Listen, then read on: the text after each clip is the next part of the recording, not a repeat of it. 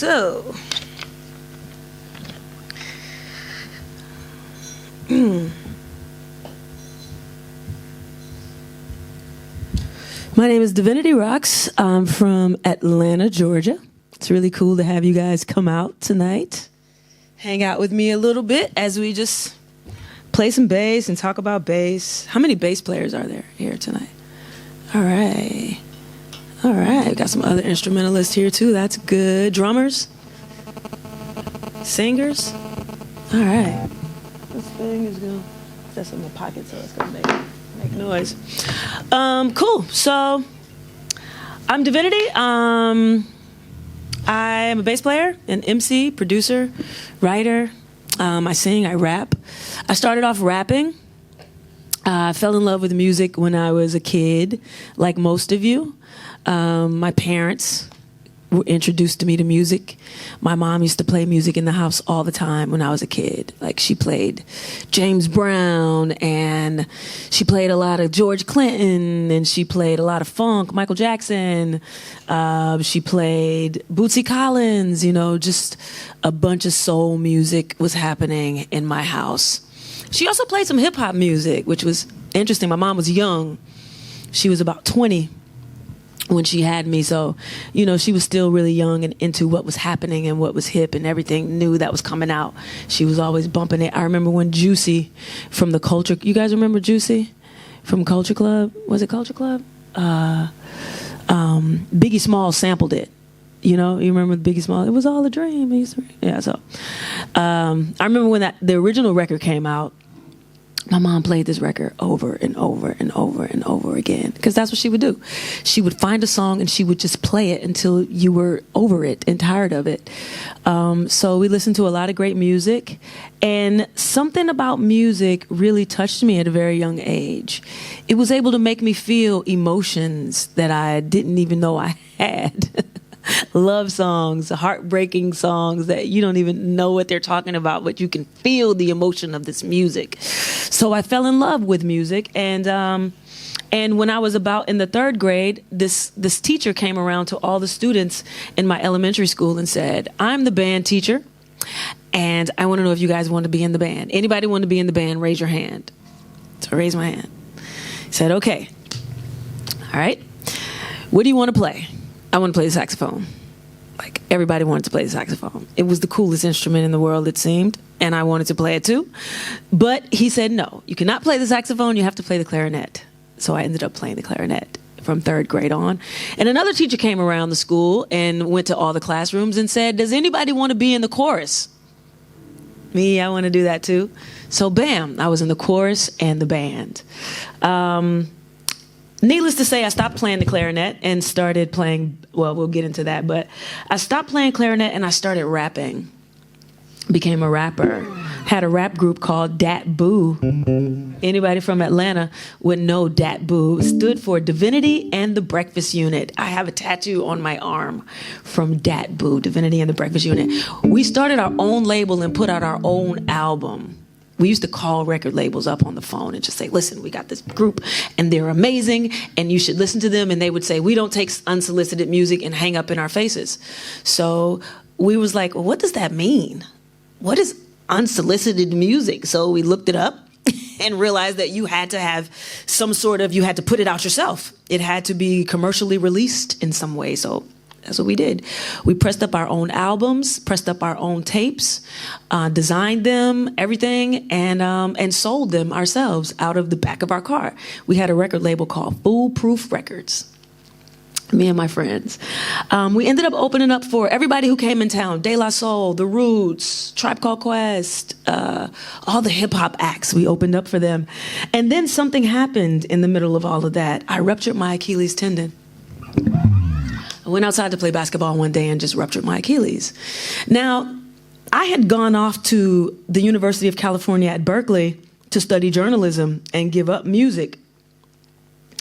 But while I was at Berkeley, I was hanging out with some musicians and some hip hoppers, and one of my friends was a bass player. So I said to him, "I want to play an instrument. I want to play the guitar." He said, "Nah, you should play the bass." I was like, "Why?" He's like, you're a bass player. You walk like a bass player. You talk like, you have this bass player vibe. I didn't know what that meant at the time, so I said, okay. So went home for the summer, got this bass, came back and fell in love with this bass. And he would show me exercises, and he would, little simple stuff. To get my fingers strong, I would do this all day long. And I would listen to my favorite hip hop artists. One of my favorite groups was Goody Mob. You guys probably don't even know who Goody Mob is. It was this hip hop group from Atlanta, Goody Mob, Outkast. You guys know Outkast, right? So Goody Mob was like Outkast's brother. So Goody Mob had a song that went something like this. Simple enough.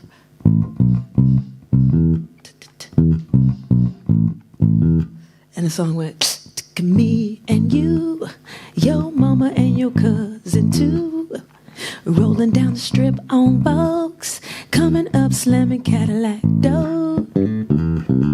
So I learned this bass line, and I learned a bunch of other hip-hop bass lines. Hip-hop bass lines were pretty simple, right? They just had a feel and a groove. As long as you could sit in that pocket and hold that groove, that's what it's all about, right? We don't even have drums playing right now, and everybody's like, yeah, yeah, really cool. If you can do that, you can play the bass, because that's what it's all about, playing the groove. So that's what I would do. I would sit around playing these bass lines, and usually they were just monotonous. They were repetitive bass lines. They just play over and over and over and over.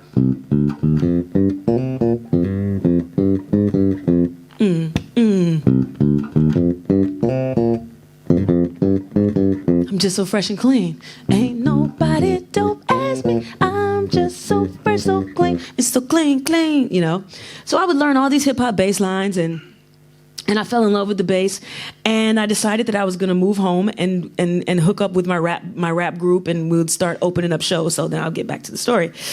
So I ruptured my Achilles tendon while we were doing our thing. I wasn't really a bass player yet. It was my personal thing. I would sit at home and play. But when I ruptured my Achilles, I couldn't do anything else but sit at home and play bass all day long. I was so depressed because I couldn't rap. I couldn't go on tour with my band. When you rupture your Achilles, it's a very serious injury. It takes a year usually to heal. First you have to have surgery, then you're just sitting around hurting all the time. And so I was really upset, and I was heartbroken. But I remember being at the hospital and saying, bring me my bass. Just bring me my bass. That was the only thing that made me happy. So I would sit around all day and learn to play bass. Playing scales, playing the mode. You're learning all the modes and all these things that I didn't know what it all meant, because I just knew that you were supposed to learn them. So I would ask all my musician friends, man, what is a mode? What is that? Can you tell me what it is? I need to know. And what is this circle of fifths? And what really is a triad? I was really, really interested in all these terms. I didn't grow up with any of these terms, even though I played the clarinet. We just looked at a sheet of music and read it. And, that's all we did. Read music, play it. But I started learning. I was so curious. And one day I decided I would start going out playing these gigs. My very first gig was with another bass player, actually, Taurus Mateen, who was the bass player on this guy. I met this guy who played that bass line. And I'm like, hey, man, can you teach me some stuff? And he's like, yeah, come jam with me and my brothers. He and his brothers had a band. And they would open up for comedians. So weird. We were at a comedy club where there was a poetry reading before the comedians went on, and we would play. So he would show me a bass line on stage. And on stage, he would show me the bass line, and he just wanted somebody who would hold down a groove. Any groove. He just wanted me to hold it down so he could solo over it. So I thought that was cool. Then some people knew me as a bass player, and some people knew me as a rapper. I still was rapping. So I figured, how can I put these two things together? I should write a song on bass while I'm rapping. How cool would that be? I've never seen anybody do that before. So I started writing. I went in the basement, and I said, it has to be funky. Now, for some reason, for me, the funkiest key in the world is D. Right? It's just funky. It was just funky. even what's his name? James Brown would be like, I want some D, a funky D. You know, so I was like, okay, I like D. D is funky. So I started playing this. That's funky. Now what am I gonna do over there? I drop bums like torpedoes and smack biters like mosquitoes. You peep the credo, I'm tighter than your speedos, weedos. And I wrote this whole rap. I couldn't do that yet, though. I couldn't do that, but I could hold this groove down, though. And it was funky. And then I said, there got to be my name in there. Yo, it's the D-I, the V-I, the N-I, the T-Y. You want to be I, baby, you can't see I, the D-I, V-I, N-I-T-Y. Somebody say, ow. D-I, V-I, N-I-T-Y. You want to be I, baby, you can't see I, D-I, V-I, N-I-T-Y. Somebody say, ow, ow. Right? So I wrote this little song called the DI.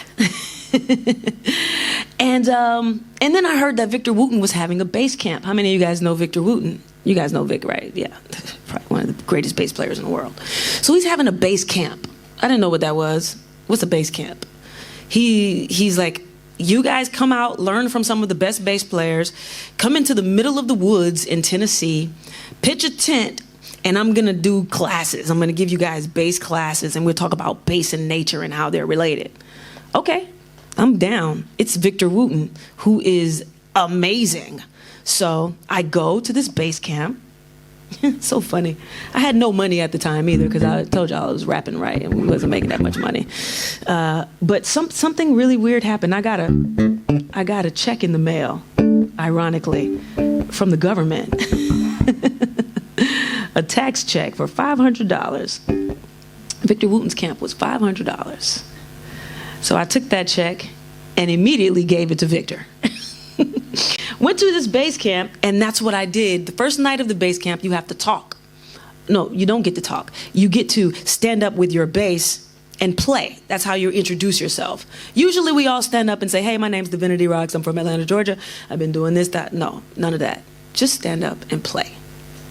So I got up there and I said, I'm the D-I, the V-I, the N-I, the T-Y. You want to be I, baby, you can't see I, D-I, V-I. Victor was like, oh, that's cool. He didn't say that out loud, though. Later I found out that that's he's thinking in his head. He's sitting there and he's watching me and he's like, 2 weeks later, I get a phone call. Phone rings, I pick it up. Hello? Hey, is this Divinity? This is Victor Wooten. I was like, what? This is Victor Wooten. He's like, yeah, this is Victor. You know that song you played at the camp? I said, yeah. He said, do you have any more songs like that? I was like, yeah, man, I got a lot of songs like that. Oh, I only had one song like that. That was the only song I had written with the bass and the rapping. You know, I was just figuring out that I could actually do it, right? So he says, well, I'd like to know if you want to go on tour with me. Doing that, what you do. Because that's what you do. I said, yeah, that's what I do. Yeah, exactly. Absolutely. I didn't know what I was going to do. So we talk a little bit more. It's probably around October, actually. It might have been around this time of year. And he says, we're going to start touring in December. If you come down to Nashville, we'll do some rehearsals. You can use my band, because I didn't have a band. I wasn't even thinking about, performing with the band. It really was something I was only thinking about. It wasn't anything I was doing. So he said, you can use my brothers, Reggie, JD, and Joseph. Victor Wooten's brothers are going to be my band now on his tour, right? Crazy. So I write a couple of songs. What was it? I made I wrote a song over this bass line. I started thinking about what bass lines can I use and make up songs. It's like I got to make up some songs really quickly. So I had to teach myself how to rap over these other riffs. Simple riffs. I go on tour with Victor. Our very first show is in Atlanta, Georgia, which is where I'm from. I come out on stage, and Victor he had this idea that he would start the show with all the lights out in the whole house. And I would step up to the mic and I would just go. And everybody would scream because they would think it was him, right? And the lights will come up, and it's me. I drop bombs like torpedoes, you know, and everybody's like, what? But it was so cool because nobody had ever seen anybody rapping and playing the bass at the same time, let alone this girl. So it really turned out to be really incredible, and of course I had to write more songs. So I was touring with Victor Wooten, who's one of the greatest bass players ever, and I started learning different techniques. So Victor does this technique where he does this. He really does a hammer thumb pluck. I can't really do the hammer thumb pluck. So what I like to do, I turned it into my own thing where I hammer thumb pluck. He does the thumb hammer pluck. I hammer thumb pluck.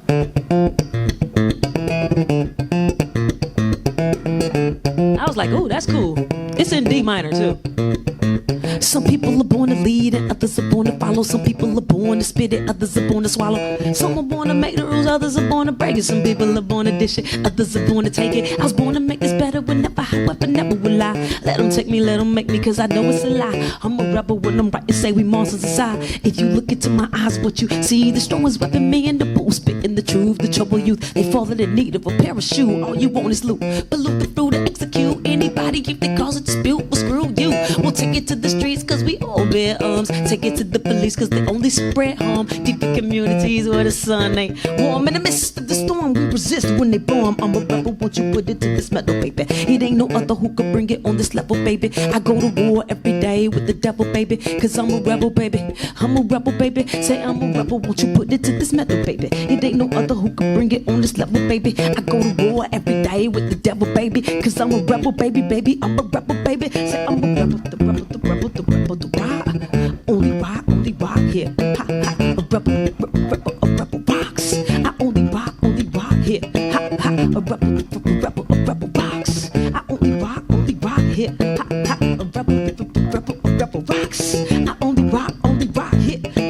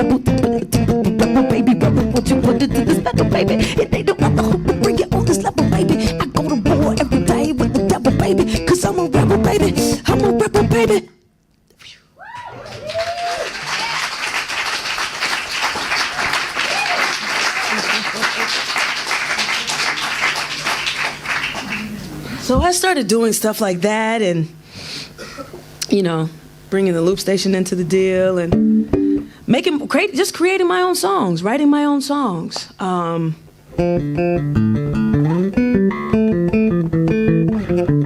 Put out a record called Ain't No Other Way.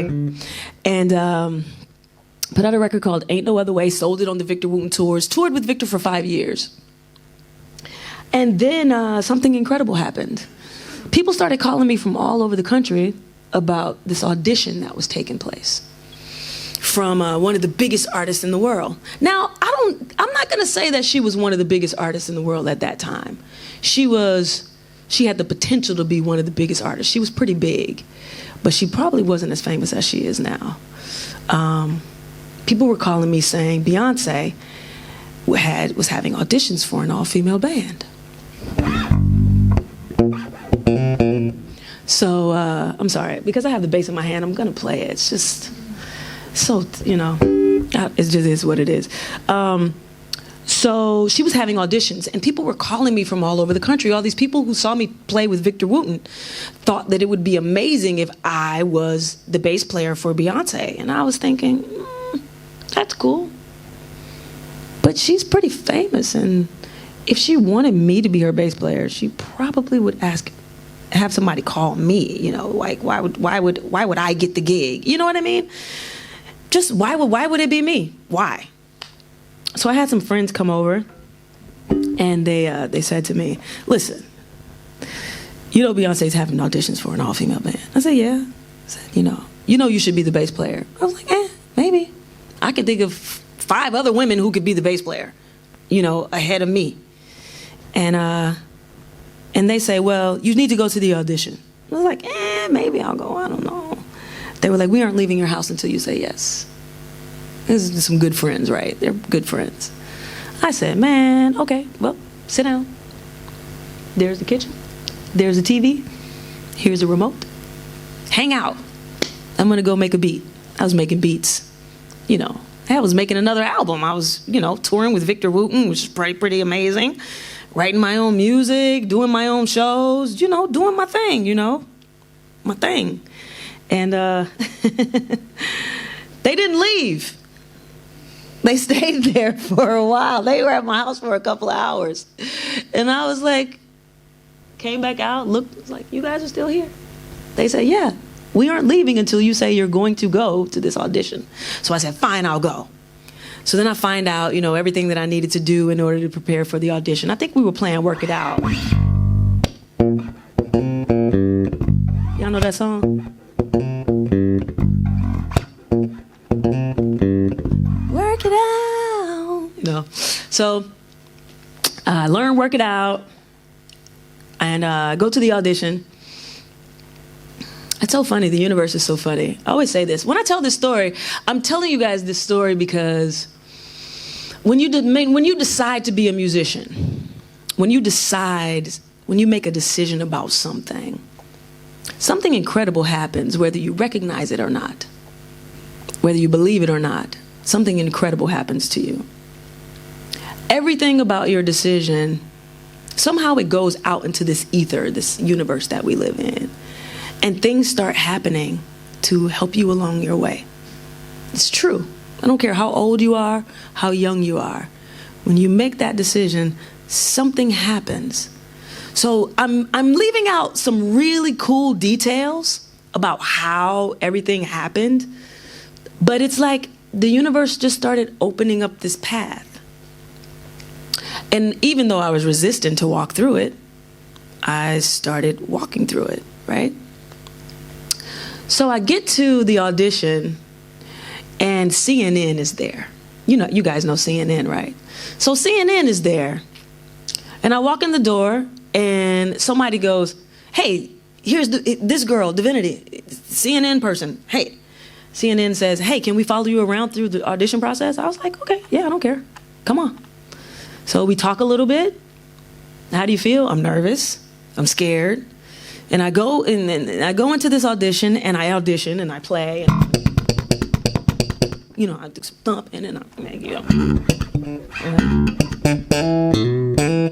just play.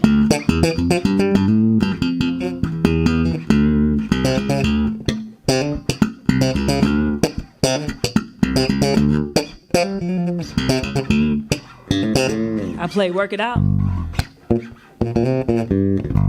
All of this is on CNN too. CNN captures all this footage of me playing, and I go. After the audition, we sit down on a couch and we talk. I haven't gotten the gig. I just in the audition. I wasn't even thinking about whether or not I would get it. I didn't really think it would happen, or if it was like, okay, cool. And that night I get a phone call.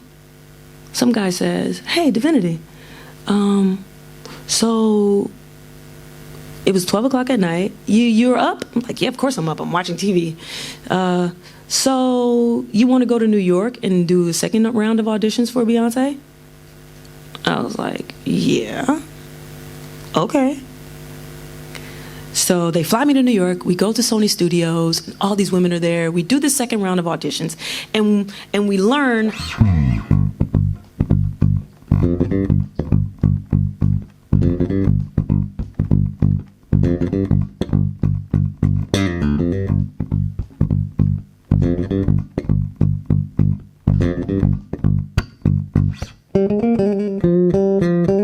Right? So we learn that song and we play it 100 million times. I mean, we played it 100 million times. We really did, with a bunch of different configurations. I played it with a bunch of different drummers.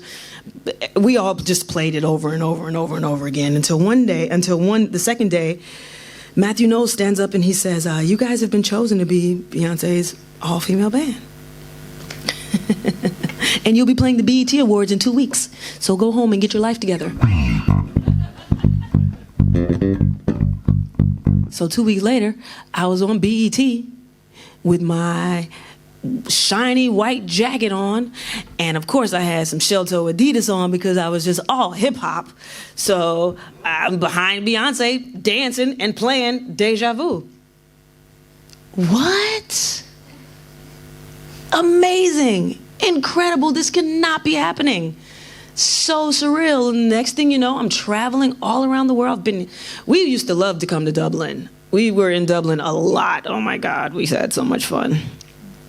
Yeah, this crowd was amazing. The crowd in Ireland was amazing. We traveled all around the world. We started playing TV shows all around the world. We were on planes, trains, automobiles, going, playing, rehearsing. Life just changed, and it was pretty amazing. Pretty phenomenally amazing. I mean, it's incredible. It's hard to even talk about how amazing it was. And then I got caught up in the gig and everything, and wow, it was so surreal. And then I was sitting around thinking, what about my thing? What happened? What happened to my thing? I was missing my thing, you know. I was missing my writing my songs, and it was playing with Beyonce was fucking phenomenal, but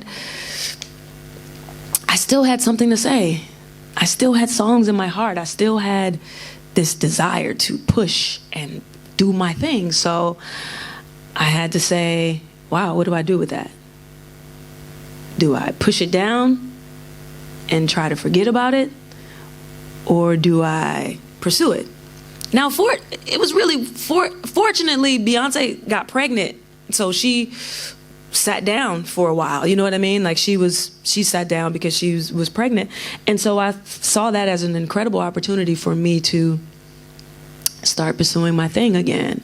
So I put out an album called The Roxx Box Experience, which was really rocked out, crazy, a bunch of old songs that I had done, and started touring it and playing it all over the place. And it was really, really a lot of fun. And then I just recently finished an album called I'm Possible. It's a beautiful album. It's probably the most personal that you'll ever get out of me. It consists of a bunch of different songs that are real and near and dear to my heart and personal, and it's just really a beautiful body of work that I'm extremely proud of. So I think that it was this body of work that kind of got me here again. I haven't been back to Ireland in a long time, you know. So it's really beautiful to be here. This is actually one of the songs. I wasn't going to play this. Something is telling me to do it, though. It's a love song. I'll play a little bit of it. If you had a question, don't ever question if I love you, 'cause I do. So there is your answer. If you need an answer, I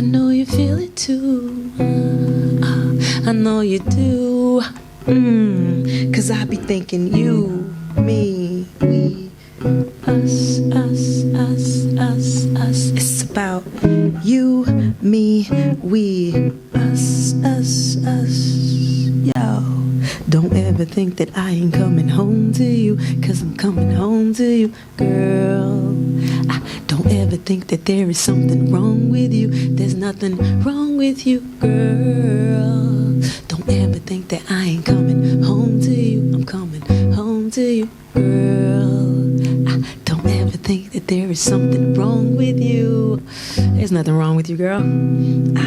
I love you, me, we, us, us, us, us, us. You, me, we, us.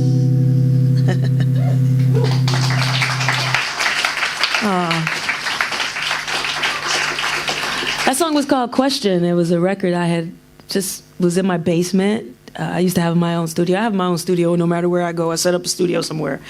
And I had all these songs, all these bass lines that were just sitting on a hard drive.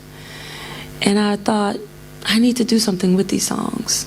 They were deeply personal and really beautiful. And it was the quiet me, the me that nobody really gets to see. So I wanted to share that with the world a little bit.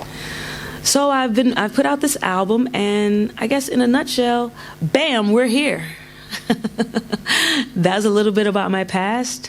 And now we've reached my present, and I'm going to open it up to questions, because I feel, the song Question, and open it up to questions. Oh, that's a good segue into that.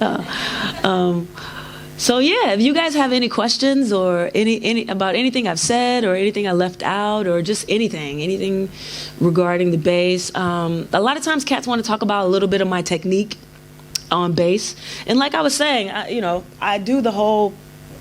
That's one of the things that I've really become known for, is being able to rap and play, of course, and also the hammer thumb pluck. I always say it backward, and then I always do the triplet. So I go down and up like Victor, down, up, index finger, ring finger.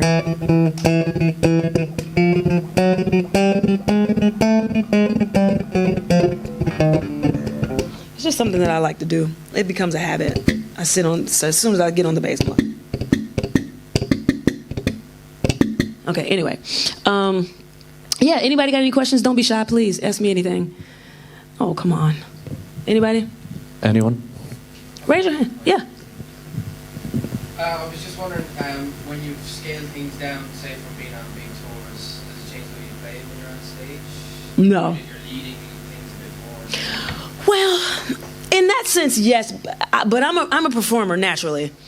If you've seen any footage of me on stage with Beyonce or with my own band, I'm going for it 110%. I'm on 10 on stage, no matter what is happening, whether I'm behind somebody or not. Sometimes that's bad when you're behind somebody that you're on 10 because, but somebody like her, she loved it because then she's on 20, you know what I mean? So you have to be around somebody who's confident enough to have somebody like me on stage with them, because I'm pushing all the time.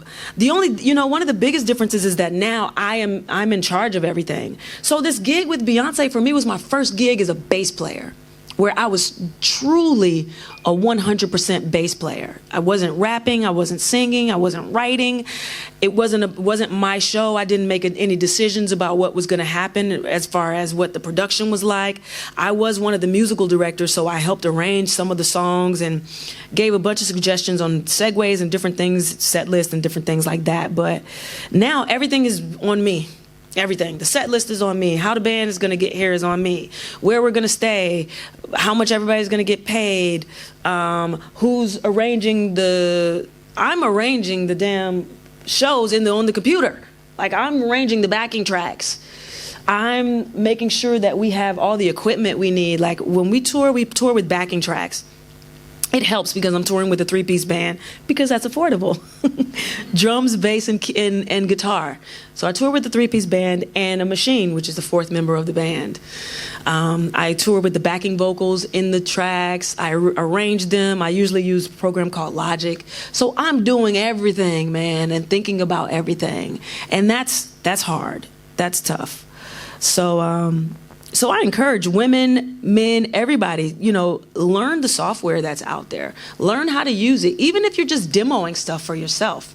You singers that are out there, learn how to hook up your microphone. Either you get a USB mic or you get a little interface, and learn how to import audio into one of these programs. Logic is a great program. It's easy to use, and create your own demos like that.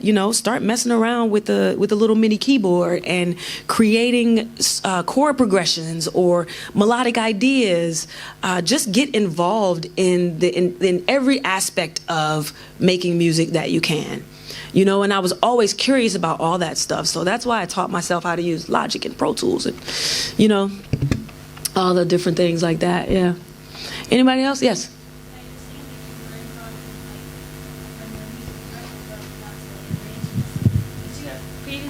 Thanks, Mike. Did you have previous experience of arranging and stuff, or where did that come in? That was just all on the fly? Yeah, it was on the fly.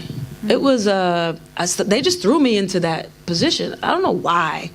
They were like, you're going to be one of the musical directors. I think I was just really creative, and it was just obvious because I would say, oh yeah, let's do this. Oh man, we could do this right here, And so because I was that way, they was like, okay, well, how can we take advantage of the fact that she's being creative and she's sharing her ideas? Oh yeah, so you're, one of the musical directors. So did that kind of happen in a kind of jam context when you were rehearsing, that you would go, okay, well, let's do this, yeah? Absolutely. Yeah. So we would all be in a room and talking about, well, what are we going to do next? If you guys remember the Beyonce Experience tour, a lot of that stuff was just us in a room banging our heads against the wall, trying to figure out what we were going to do to make the show cool. I remember the whole Love Supreme, that was my idea. Hey man, why don't we play a Love Supreme in this little segue section? It was a sexy section. She needed to change clothes. She wanted Tia to have a solo, and she wanted it to be sexy, so I'm like, why not? It's one of the sexiest songs ever, and I love John Coltrane. How can you get some Coltrane up in the Beyonce show, So I think we all were so excited, and we had backgrounds in all different types of music, so you would just throw out those musical ideas, and either you loved it, they hated it, and we would just mash it out. We're pretty much the way if you have a band, you guys get together in a room and you just start throwing ideas at each other and let's do this and let's do that. So we kind of came up with the show like that. Really organic and just really creative. So it's fun. Yeah. Thanks. Somebody else had. You were going to ask me something. Oh, cool. Yes. Did or do you like listening to Bernard Edwards much? You're asking me if I listen to Bernard Edwards much. Yeah, I mean, yeah, absolutely. I mean, I listen to a lot of different types of music, from jazz to funk to hip hop to rock to gangster rap, to some classical. I don't really listen to country, and I know you guys are really big on metal, but I don't listen to much metal either. Sorry. Anybody else? Yes. What's your process when you're songwriting stuff? Does it come very organically for you, or do you kind of have to sit down and okay, I Sometimes it's both.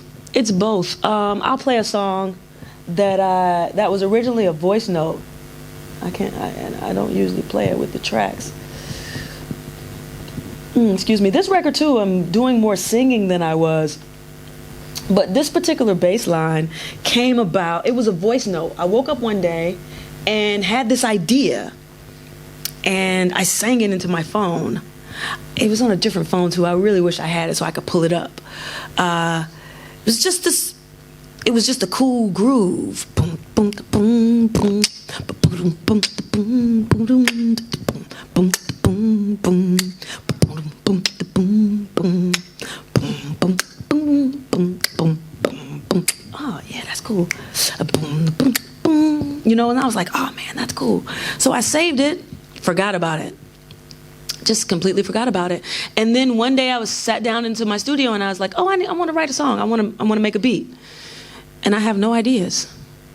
that happens, right? You sit down and you're like, okay, I'm ready. Nothing's coming to me. What? So I'm like, oh, let's listen. Let's look at my phone. I'll listen to this.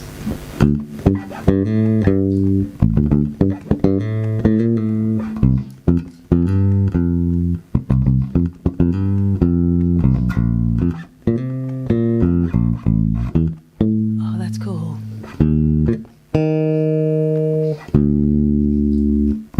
I was like, oh, that's cool. So I basically played the voice note, the exact same key, that played the bass, the exact same key, and of course it was in D minor because I don't know why, I just like to write in that key.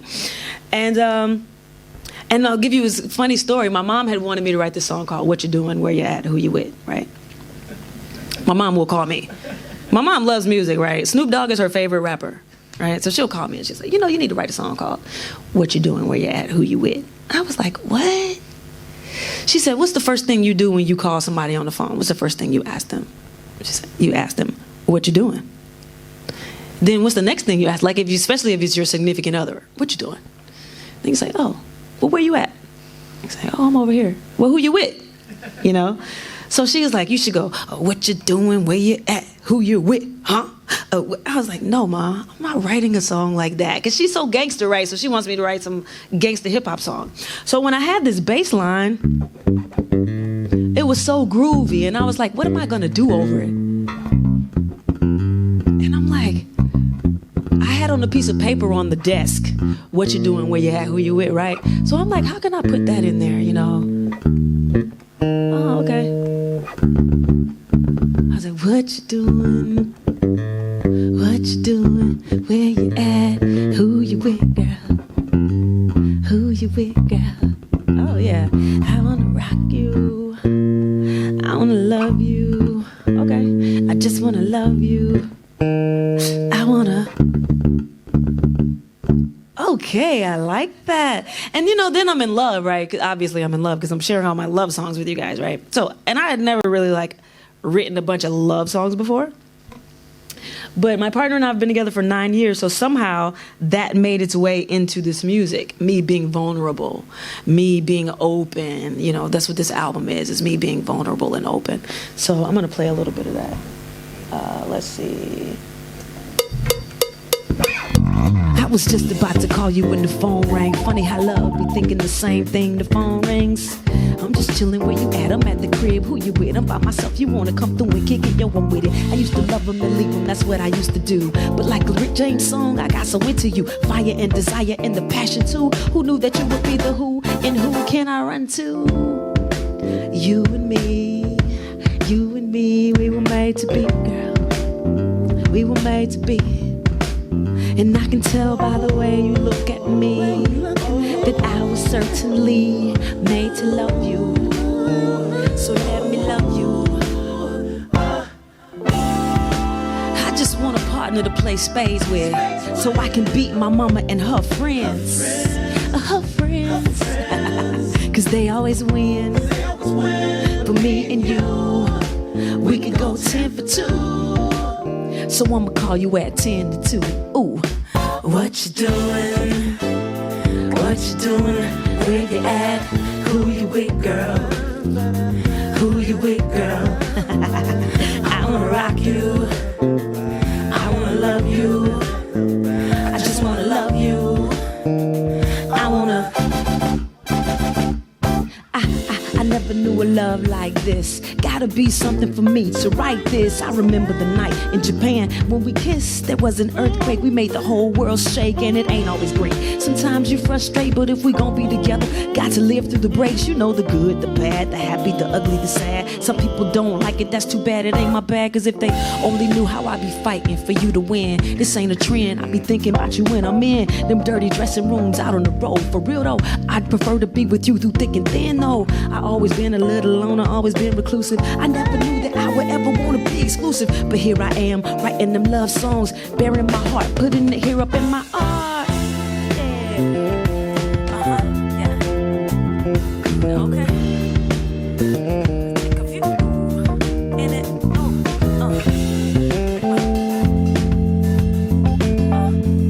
For real. In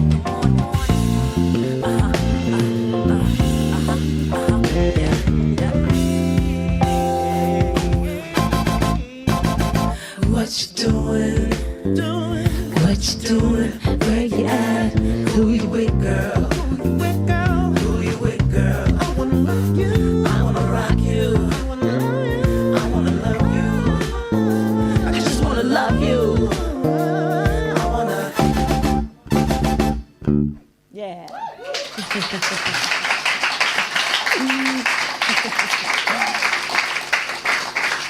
So that song just was sort of written like really organically. I mean, it was a voice note and it turned into a full song, and then we went into the studio. It was just the bass line. Went into the studio with the band and we got some horns in there and the drums. Everything just sort of came together. It was really, really beautiful for me, you know. Any other questions? Come on, ask me anything. I'll play some more. How long were you with Beyonce before you were given the job as musical director, and how intimidating did it feel when you were asked? Probably immediately. I was given the job. Maybe after a couple months of us being together and having everybody getting to know each other and getting into everybody's personalities. As far as being intimidating, I wasn't intimidated because I didn't know what that meant. I didn't have a reference point for that being a thing, a big thing. You know, I just said, okay, cool. Well, that means that, you know, I get to create more. So I would just try things because I knew how to use the different programs and I could program. I was a programmer. So I would just start submitting different ideas. She did this thing on the I Am tour, this robot thing. And I created this whole beat behind it, and it was really cool. And she choreographed her dance with the robot suit to this thing. And I mean, that was exciting. That, you know, I was able to use some of the skills that I had been working on over the years to share in such a space. And she loved it. And the thing about being a musical director that you have to come to terms with is that you can't be too attached to what you create. Because she did some editing to this thing, for instance, and I was brokenhearted by it because I was like, it was so amazing. And she just changed everything, you know. But when you're working for an artist, you learn quickly that you're working for that artist, what they want, what they need, what their tastes are. So whatever they want, you want to give it to them. You don't want to get too attached to your own ideas. You know what I mean? So that was a big lesson, and it was one of the ones, you know, that are valuable for the future. And that I like to share with young, aspiring musical directors, because it's about the artist, everything. So you want to give them what they want. Yes?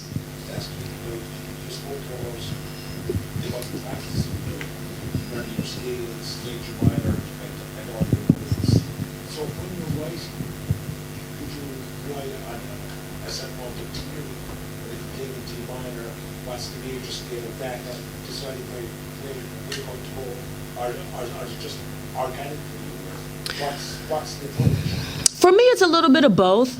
It starts off organically, and then as you delve deeper into the song, and it starts developing into an actual song, then you start thinking about theory, and you start thinking about, well, if we're in this key, where can I go next? And especially when you start soloing over it, when you get into touring, and you're like, okay, I'm gonna solo on this song. Okay, well then, we know it's in this key. That's how I start thinking about it, you know. I don't just solo organically. I have to really start thinking about what I'm gonna do and start practicing in that regard. Yeah, like you said, so you're like, what's the relative major? And then we move here, and so you try out a bunch of different things. I didn't go to school for theory. I kind of picked up some things along the way and started, like, remember I was talking about being hungry for this knowledge and learning these things. So even now, I think about it. You know, I analyze whatever we're gonna do. I don't just on the fly, bam, we're here, let's go. You know. So if you're thinking of a chord, you're thinking about what's the chord. No, I don't think about that when I'm playing it now. When I'm in a practice environment, yes. But when you're on the gig, you can't be thinking about that on the gig. But what I'm saying, if you're writing, will you take anything there? Yeah. Especially if I'm working with other musicians. Absolutely. Yeah, I mean, we do that. Like my keyboard player, Babel, is from Belgium, and he's definitely has this huge background in theory. So he'll definitely start talking about how we can voice different chords based on what my bass lines are. You know, because usually when I'm writing, I come with a bass line and a melody and a rhyme.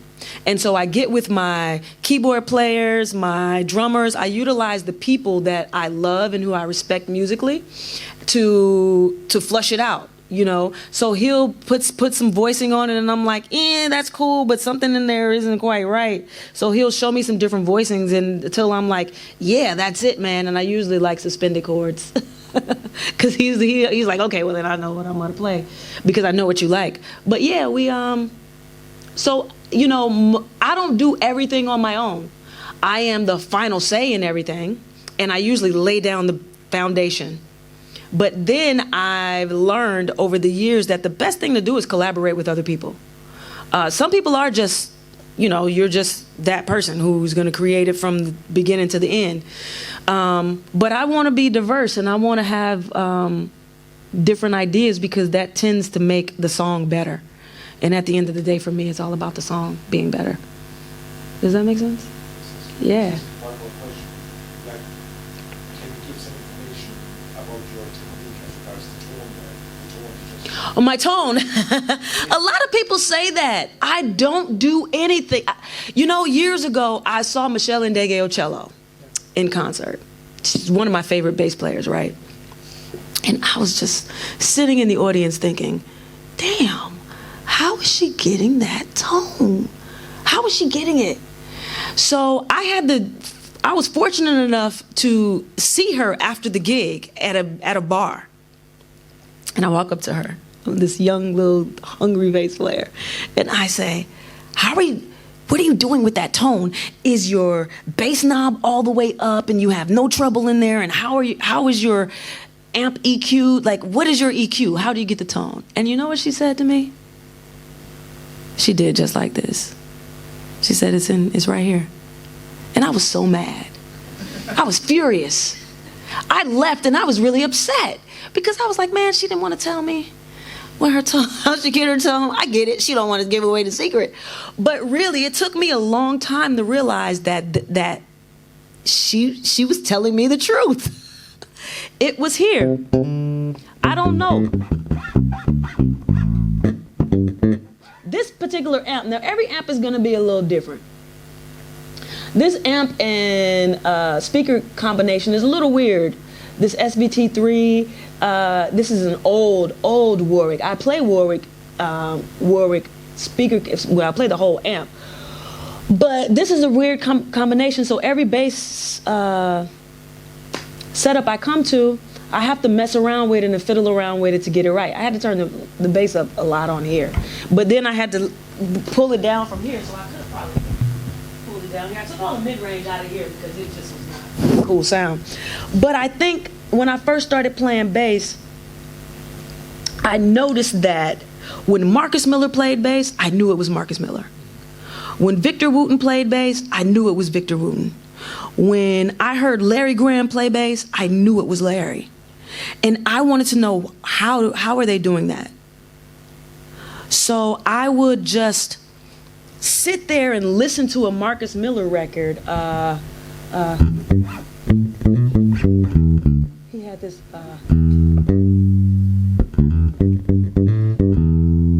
Marcus Miller record, that was Bruce Lee joint. But I would try to emulate his tone, especially the slap.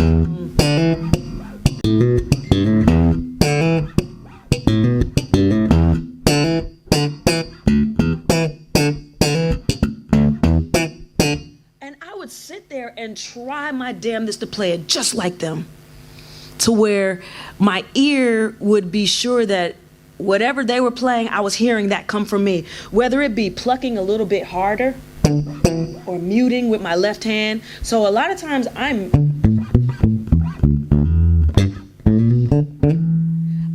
muting with my left hand.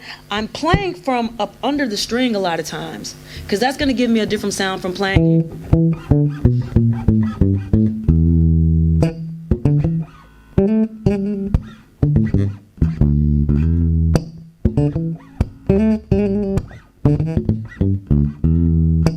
So I don't know. This is the EQ. Everything is on 12. Everything is straight up. I'm not boosting the bass. I'm not boosting the treble. I'm not using the front pickup and back pickup. I'm using the two pickups equally. Just mention that you can boost with your left hand. Yeah. That's something would say that a lot of people would not be aware of. The ability to boost and say with your right hand. Yeah, for some reason I couldn't do that. I saw Jocko play, and he mutes with his thumb, and he plays like this with his thumb. He plays this weird technique like this. But that never was comfortable for me, and I tried it because, of course, you're going to watch Jocko, right? Everybody watch Jocko. You want to sound like Jocko. So you're like, oh, what is he doing? You know? But it didn't work for me. It just didn't feel natural to mute with my thumb. And when I first started playing bass, I noticed that I had all this extra sound happening when I played a note. And some of my students, I noticed that in them. You could play a scale. You hear all that? Now you don't, because I'm muting with my left and right hand, and it's become so subconscious that I can't even tell you how I'm doing it anymore. But I remember when I first started playing, I just had all that extra ringing and was thinking, man, what is that? And I don't remember the first time somebody mentioned left hand and right hand muting, but I would start watching other players. Say, you're not getting that sound. Why not? How are your hands on the bass? And I have a student now who it took us a few weeks, but now he's actually starting to get into the muting now. Now when he's playing his scales, I don't hear all that extra noise. And there was no way that I could tell him what to do. I just told him to watch me, watch other players, and be conscious of it. Because a lot of times he wasn't even conscious that he was making the noise. He was just trying to get that scale out. See, and I'm doing it, so I cannot do it. But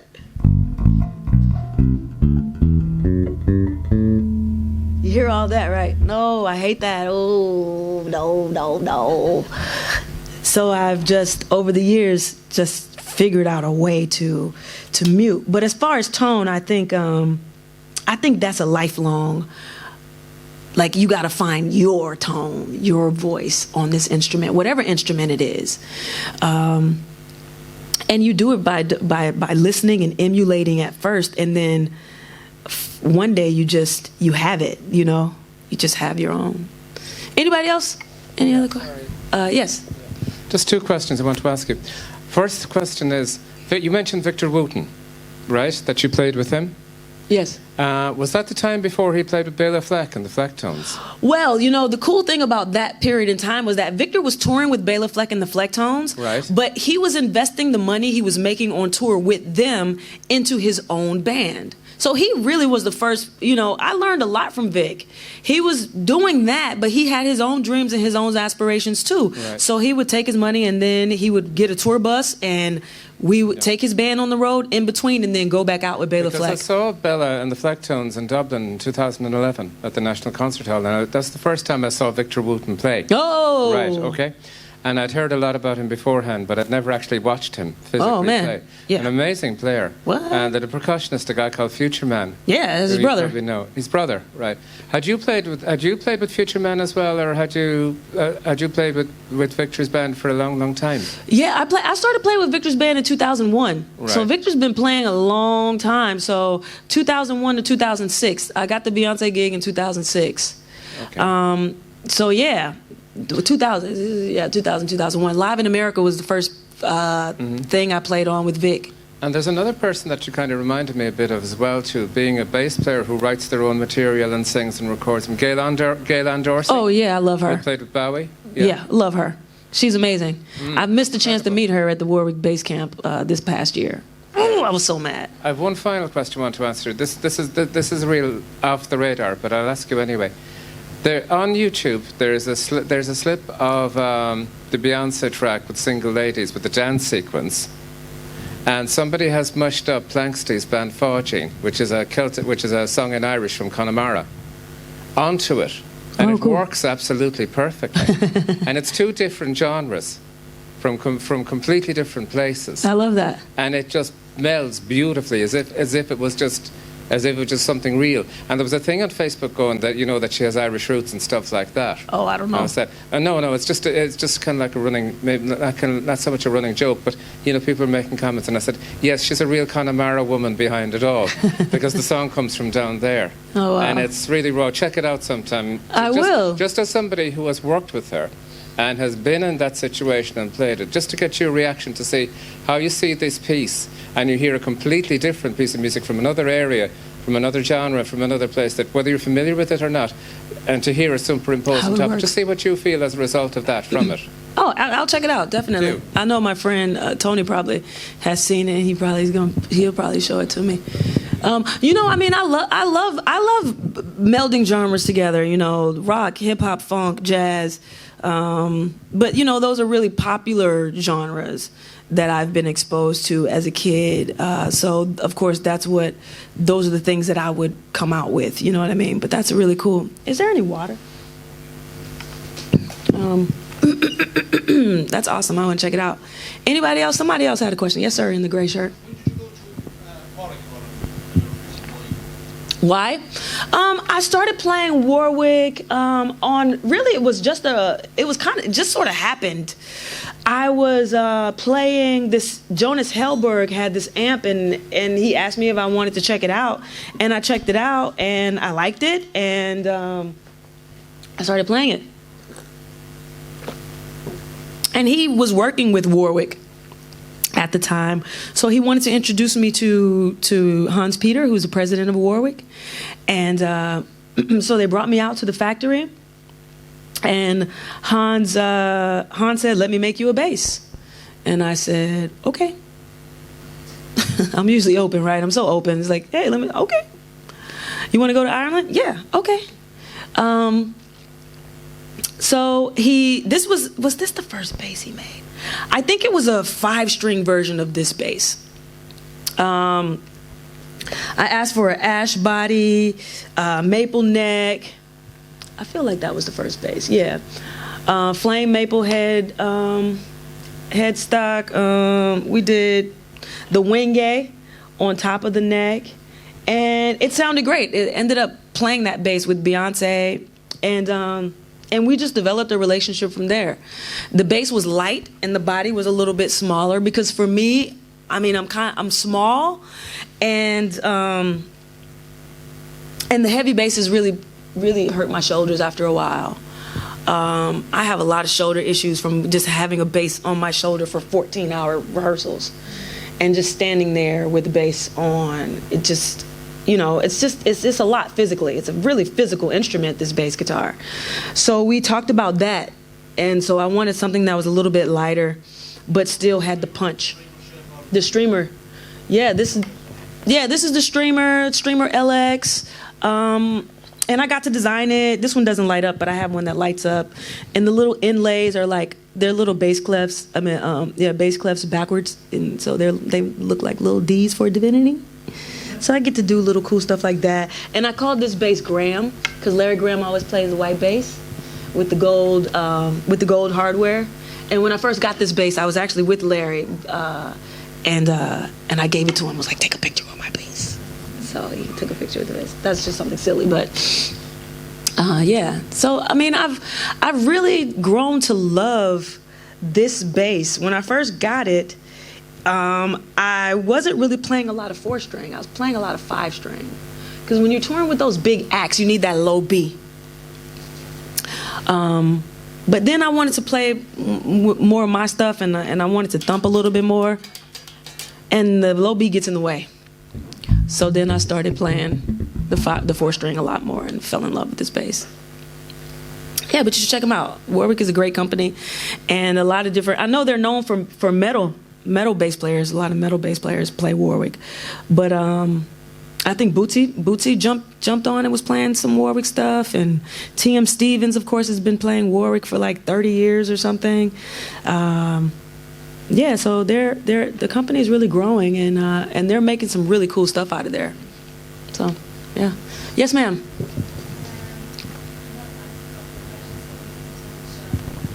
Okay. But when you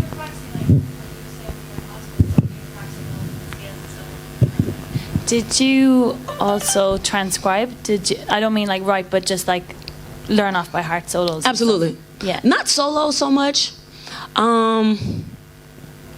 Sometimes I'll do that, but then I always forget them. You know, like I'll learn somebody's solo and then forget it. And I'll be like, man, why did I spend all that time learning that solo? But I think it's really good practice because you start seeing how other musicians think. Miles Davis was, I remember learning the Kind of Blue solo. It was amazing. Like, I was like, why did he do that? Wow, I never would have thought to play that rhythm, those notes. You know what I mean? So I think it's important to definitely go and transcribe some of the masters because they just help you think in a way that you would never think. And there are some programs now where you can slow things down and take sections and loop them so you can really get a lick.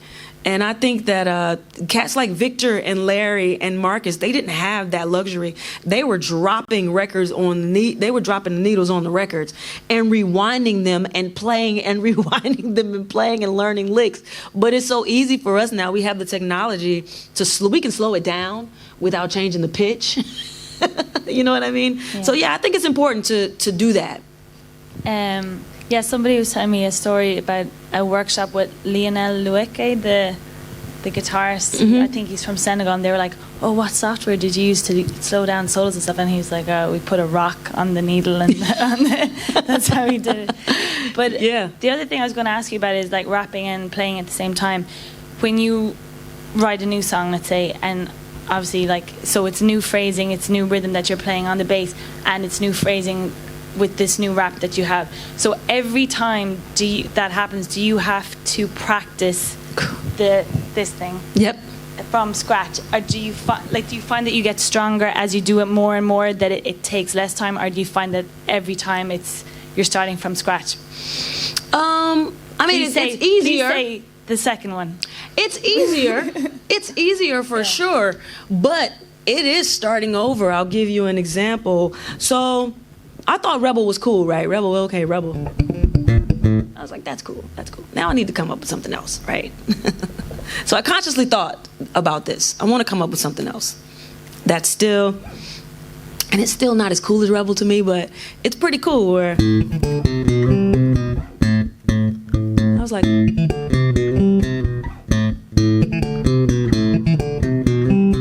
that's a cool line. And I wrote this rap over it, so I'll be sitting there, and I'm like, and I'm not even having words yet, no words, just rhythm. Something in the car, and we sitting in the bar, and we sitting and we riding in the car, and we got so high that you didn't know far.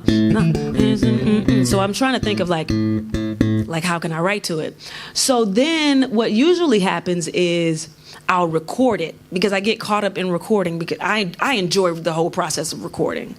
I enjoy the process of producing and writing and laying it all down. So I'll took that bass line and recorded it and just made a beat on top of it, put the bass down, made this cool beat. And then the words started coming to me.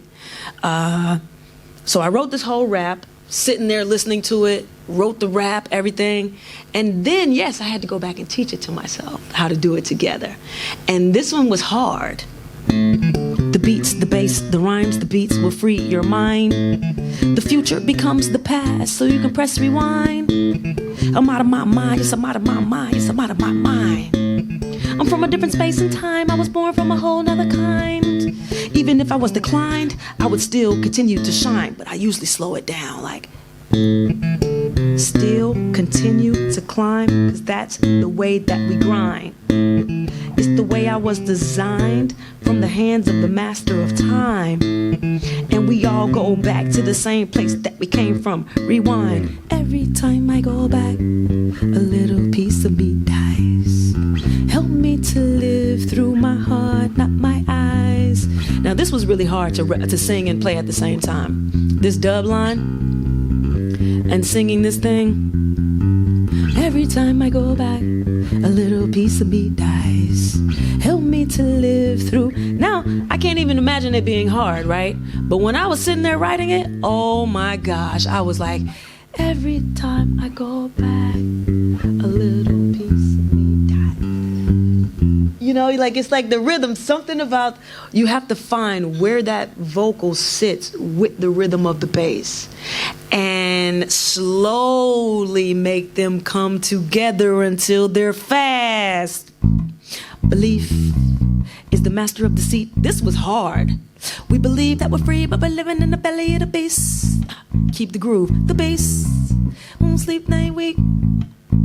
And the bass don't sleep, he ain't weak. Don't look him in the eyes, don't look him in the eyes, cause the eye are the key. Don't look him in the eyes, don't look him in the eyes, cause they can make you do anything.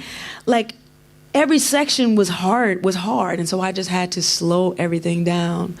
Some songs are easier than others, but that one was definitely a difficult one. But once, because I do it, it's just a matter of doing it. You know, I probably don't have to sit down and practice it as long as I would have in the past. Maybe two sessions of sitting down, and then I got it. But then you got to do it with the band, and then you got to do it standing up, and then you got to do it in front of people. And how long is a session of sitting down? Maybe an hour and a half, 2 hours. Sit down and do it. Yeah, it takes me, I don't know. Yeah, it depends. It really depends. That song, yeah, I had to sit down a couple of sessions on that. And even on the What You Doing, that was hard. Because it's about having the groove. When I play, I want you to groove immediately. I don't want you to come up off of the groove. I want it to immediately when I'm playing, I want everybody to feel like this, no matter what it is that I'm playing.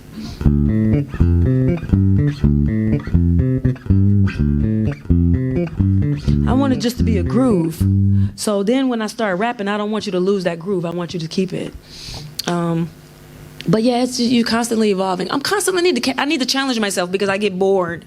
So I have to do things that I can't do or that's going to challenge me, or else I don't know what I would start doing. Maybe I'll stop playing music and start doing something else. But I know that music is always going to be something that challenges me and pushes me forward. There's always something to learn. There's always something to get better at.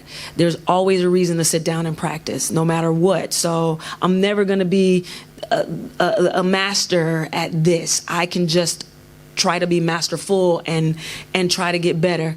Even Victor, who I think is an absolute god on the bass, will say, I need to practice. I'm like, no, you don't. You know what I mean? So when you hear people like that say those types of things, who are you to say, yo, I'm good? Nah. There's still something to learn. That's my philosophy. Anybody else? Yes. Aside from the duets, as far as studying, Anthony Wellington, who is also Victor's, who plays with Victor. I mean, and of course, I just listen to other players. A lot of who I am as a bass player comes from just listening to records and playing along with records, not really having that one-on-one sit down. Anthony and Victor are probably the only two people, and Victor never really sat down with me and said, here, let me show you something. And I talked to him about hearing how he thought, and he said, yeah, man, he said, I've learned so much Jocko stuff, I feel like I'm in his head, like you know that person. So so that goes back to the transcribing. You really, the people you look up to, you know, sit down and learn some of their stuff. Yeah, somebody else had a question back there. Yes, ma'am. Hi, as someone who knows absolutely nothing about rap or bass, it's all been really, really interesting nonetheless. So thanks for sharing your experiences. Oh, cool. I was just wondering, the way you kind of speak about coming into music, you said it was beautifully put that kind of the universe opens up to you and things just happen. But I'm just wondering, were there any setbacks or rejections and stuff as well? Because it kind of sounds like everything just fell into place for you. No, I told you I was leaving some stuff out now. Yeah. I want to know about the hard stuff. You don't know about the hard stuff. When I got the Beyonce gig, I had negative $200 in the bank. Had negative, and rent was coming due. And I didn't know how I was going to pay it. I had no idea. When I went to New York, I was broke. I had no money. I had negative $200 in the bank. So I had to borrow $100 from my mom. I was like, Mom, I'm going to New York to do this audition. I need some money so I can eat. Like, can I have $100? I made this decision to be this musician. And my parents are not rich. My parents are working class parents, so they couldn't bail me out every time I found myself in a jam. So that I had to figure that stuff out myself. And there were definitely some hard times. There's always going to be rejection. There's always going to be resistance when you decide to pursue anything, no matter what it is. Even just everyday life, we all have some setbacks, and they're gonna happen, and it's gonna be tough, and you're gonna want to give up. But how many successful people do you know gave up? You don't hear about the people who gave up because they gave up, So you have to keep going and fighting. Yes, there have been some times when I wanted to stop. It's not easy doing your own thing, and which is totally against the grain, which is totally not what anybody else is doing. It's not easy to say, okay, I'm not going to tour with Beyonce anymore. How crazy was I? How crazy am I? We're going to see. One day I'm going to know. That was insane. Of course, my parents thought I was crazy. But I knew that there was something inside of me that needed to be fulfilled, and I had to go out and do it. And I'll never know unless I did it. I'll never know if I had the opportunity to make a living doing what it is that I love to do, playing and rapping and performing and inspiring people and sharing my gifts and my talents with the world, if I didn't go out and try it. So yes, there was hard times always, but even during the hard times, you have to know that there's something greater than yourself working, and that and you have to find the center in this balance, whatever that is for you. For me, it's one thing, and I'm not. We don't have to get into that, but you have to find this something inside of yourself that you can anchor to keep you strong through the hard times. Because they're coming. Absolutely. Yes. Anybody? Yes. The concept of pocket. Ooh, that's good. Vic said you can't hold no groove if you ain't got no pocket. You can't hold no groove if you ain't got no pocket. Rhythm. It's about rhythm. I love rhythm. And I haven't really been a big, I haven't really studied rhythm. I rely on this natural clock that we all have. We all have a natural clock. And it's about tapping into that clock and knowing it and being able to express it. That's why when I was saying when I play, I always want to have this groove.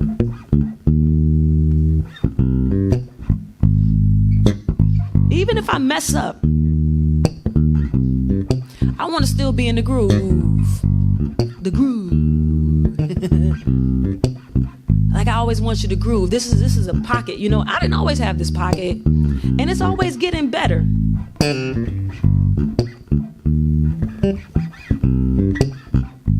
So pocket for me is groove. It's time. It's feeling. It's emotion. It's this swaying, and it's just manipulating time and making everybody jump on your time. You know what I mean? Yeah. Never had anybody ask me that before. Anybody else? Yes. So when some people music and putting it out online, it's not really easy for it to get lost. Yes. So much stuff. If you had any advice on how to overcome that and become following? Man, that's a good question, and it's tough. I think the best thing to do is connect with people. Everybody is relying on this internet. Everybody's relying on this on the virtual world. But there's a world, a real world, where you can actually touch somebody and have a conversation with somebody and interact with somebody. And I think that you have to have a healthy balance of both. So just because you're able to put things up on the internet fast and share on YouTube and this, that, and the other. You still have to get out so people can see you and experience you live, because you can only experience someone in such a way online. You might think somebody is the coolest person online, and then you meet them and you're like, oh, you are not cool. Or vice versa. You see somebody online and you're thinking, oh, that's all right. And then you meet them and you're like, damn, that's dope. Wow. So you have to be able to get in front of people, go to the jam sessions, make a name for yourself in whatever town you're in. That's one of the things that happened when I got the Beyonce audition. And I remember when I went into the audition, and one of the guys who was one of the decision makers, we were all in the room, all these musicians, and he embarrassed me a little bit. He stopped and he said, okay, he tells this story every time he sees me too. He said, okay, I want everybody just to look right here. You see this girl right here? Her name is Divinity. I never met Divinity, but I know Divinity because I've just been hearing about her, because I was out there on the grind. I mean, I used to play every single jam session, club. I was everywhere with the bass. I would always get up on stage and rap and play and be on the scene. And so people would be like talking about me. This girl Divinity. And he knew me just from that. And he said to the group of other, because she asked for all females. So all these female musicians who you didn't even know existed showed up. And he said, I don't know any of you, but I know her because she's been out here in these streets. So you got to get out in these streets and be online. And build from there and collaborate. I think collaboration is key, because you bring that person's following into the mix, and then you create something really cool too when you collaborate with other people. Yeah. Anybody else? Any other question? No? Okay. I want to play a song that I love. It's called We Are. Can you turn this up just a little bit more for me? Last time it was a little low. So when I was studying at Berkeley, UC Berkeley, I didn't go to the Berkeley College of Music. I went to the University of California at Berkeley. And I was studying journalism. I met this professor. Her name was June Jordan. And June is not very well known. She was a poet and writer, and she's an amazing individual. And she used to challenge us and say, if you had 2 minutes to say anything to the world, what would you say? And she wanted that to be the basis of our writing. And I still, to this day, think about June, and I think about that when I write songs. What would I say if I had 2 minutes to say anything to the world? So I wrote this song. It's called We Are. Released it. We put out a pretty cool video. And I like to play it for you guys, because this is what I would say.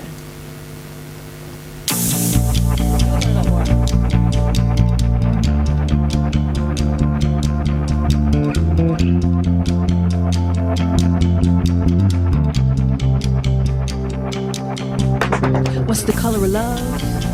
Greens and yellows, hues and blues, the world is yours. This is the feeling we get when we know that we floating above.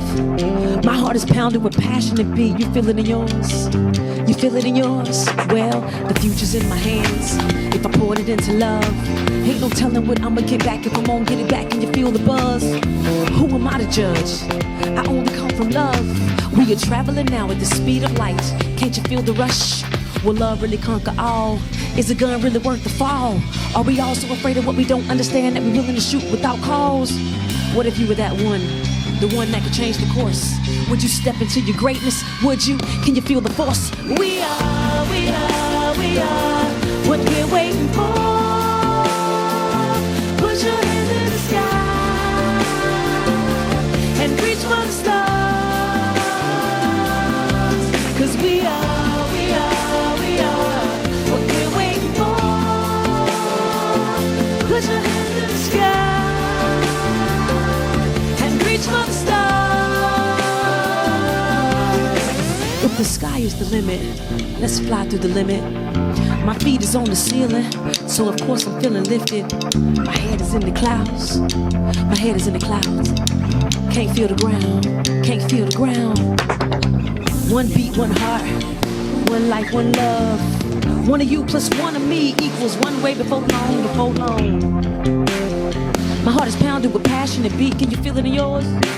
Can you feel it in yours? Will love really conquer all? Is it good really worth the fall? Are we all so afraid of what we don't understand that we're willing to shoot without cause? What if you were that one? The one that could change the course? Would you step into your greatness? Would you? Can you feel the force? We are what we're waiting for. Put your hands in the sky and reach for the stars. 'Cause we are what we're waiting for. Put your hands in the sky, reach for the stars. We are what we're waiting for. Put your hands in the sky and reach for the stars.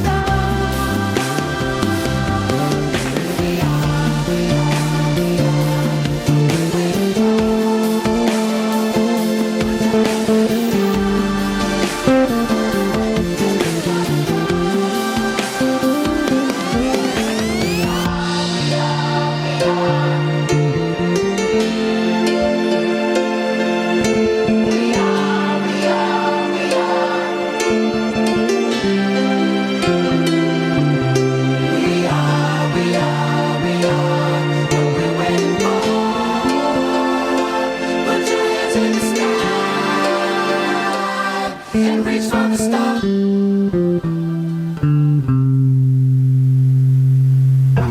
We are the ones who've been ready for it. I really believe that message. I really do. I think that there's a lot going on in the world that we are all aware of. And as musicians, I think it's our responsibility to make a difference in the world with the music that we create. I think it's great to create fun music and talk trash in music and dance and do all of that. But why can't we do all of that and still have something meaningful and positive to say and to impact the world? Music changes people's minds and their perspectives and their hearts. And I think it's important as artists in this day and time to create art that does just that. So I would encourage all of you artists, you know what's happening in your communities, you know what's happening in the world, get out and write those songs that change the world. And if you're not going to change the world, then at least shift the perspective a little bit with what's going on in the world. Because all it takes is a little bit of shift for a big shift and big change to happen. So I'm Divinity Roxx, and I'm sticking to that. I appreciate you guys for coming out.